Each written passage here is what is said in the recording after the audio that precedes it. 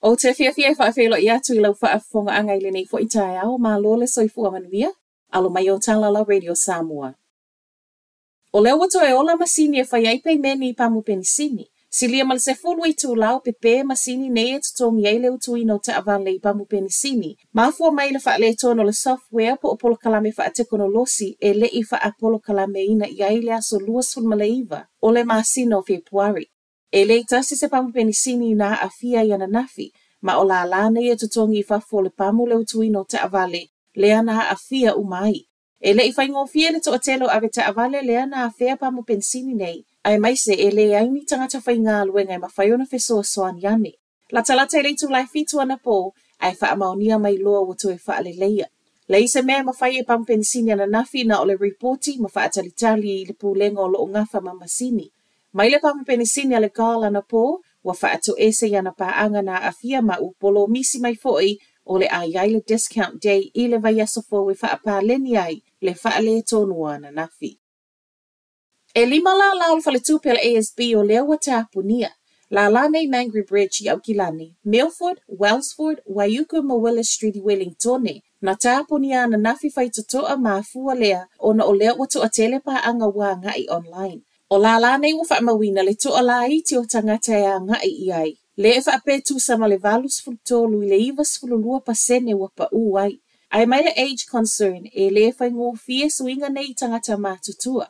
I le whale tūpela ASB o lea fo I o lo mata I tū la lai le PC, ma o a fo I ofisa PC o le a awina tu I ai tangata o lana au whainga alwenga. Tāpuni e leo se tasi o wala I le fiafia na nafi North Shore I Aukilani a o talia tua I le ngaoi na oso wha ia le whale talavai. O le wha apea na wha au penga ina le ngaoi, ma o le ana talia tua I leo ma lato fo I la au ma losi. Mo le maunisi I tala le Herald, o le ana wa aia leo I le te leo vaengo Beach Haven ma la au ma losi e se ai le helikopa.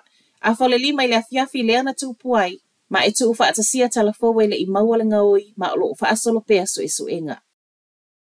E le o tae ma mau whaeino mai e le maloa na fuafua ngolo o tau ma whaiai e vave ave e sea mai tangata ua whaisi no nofo I emergency housing ai sa I liani o lato whale mautu. O le vai asofo le ua whaeino e le minister whale Chris Bishop o le a wha mauti no mai ai e le I wha amuta I le asofa raile. Le periota e se lau waso le olo o ngā lue a ngā I ai fuafua ngā le whainga malo fou.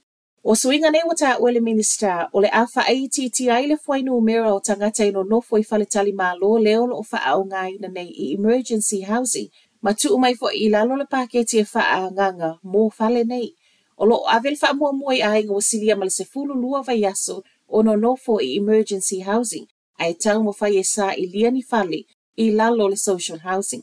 Ripoti e tu sa male afe ono se lau ono sfulma le lima a inga. Tu sale o le whaita uafe o tangata wasilia ma le tolu masina. Ono nofo I whale tali malo ma e o mai le masino Januari le tausanga le nei. E se lau fast fulu wha a inga wasilia ma le lua tausanga. Ono nofo I emergency motels. I le vala masino Juni lua afe sfulu wono, ma Juni o le lua afe lua sfulu ma le tolu. Wasilia ma le tasi tesi wha biliona tupe wa whaalu I emergency housing grants. Po o tupe nei e whaalu I whale tali malo a emergency housing e le toe tutongi mai. A o anga ile malo I ainga, o le afo ua wa ai wa tatau ona wha malo sia ma whaia siaki I whale tali malo o lo o wha au ngā. Ona o le tele o whaitionga tangata I le monga, le ma le saunga le mu lea e mafuai, ona toe fo I isi tangata I momoe I totonu o ta avale. Ma tala wha aiu, o le awha atauna uina le Multicultural Aoraki Festival le Canterbury I le aso a tae au. E valus fuma le iwa po loka e au fieifa le ainga ma pisinisi. Le ua mai alisi tala mo lea wha moe mai e le ngata o le wha alinga o tū manga o wha fianga ai wha apele tele o mea ai ese. Mai I lato o lo tu wha atasia le nei wha moe o le aunga ma le au tū o le au mai wha atasi o tangata. O tū manga tangata Pasifika, o tangata Saina, Suria, Afrika I Saute, Filipino ma initia.